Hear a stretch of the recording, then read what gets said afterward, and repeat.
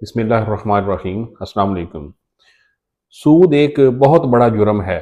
आप इस जुर्म का अंदाज़ा इस बात से लगाएं, किसी भी गुनाह के बारे में अल्लाह पाक ने किसी जगह पे ये इरशाद नहीं फरमाया कि अगर ये जुर्म ये गुनाह किया तो मेरे और मेरे नबी के साथ ऐलाने जंग है।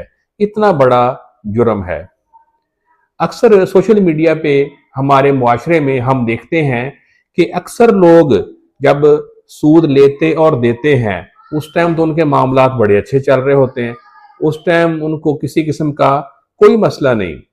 जब वो पैसे वापस करने की बारी आती है तो फिर वो कहते हैं कि मैंने इससे पैसे उधार लिए थे और अब ये मुझसे सूद मांगता है। हालांकि दोनों पार्टियों को पहले से इस बात का पता होता है, सूद देने वाले को भी और लेने वाले को भी, कि ये मैं जो पैसे ले रहा हूं ये सरासर सूद है।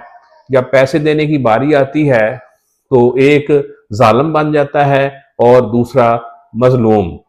हर बंदे को पता होता है कि इसने सूद पे इससे पैसे लिए और इसने दिए। सूद लेने वाला मजलूम नहीं है, इसने भी बराबर का जुर्म किया है।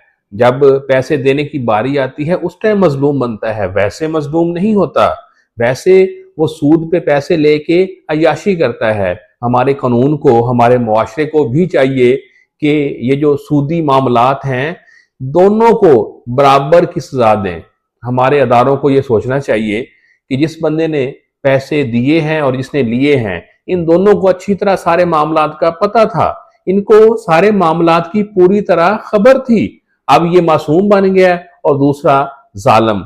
दोनों को बराबर की सजा देनी चाहिए। दोनों बराबर के मुजरम हैं और हमारा इस्लाम भी दोनों को बराबर के मुजरम कहता है।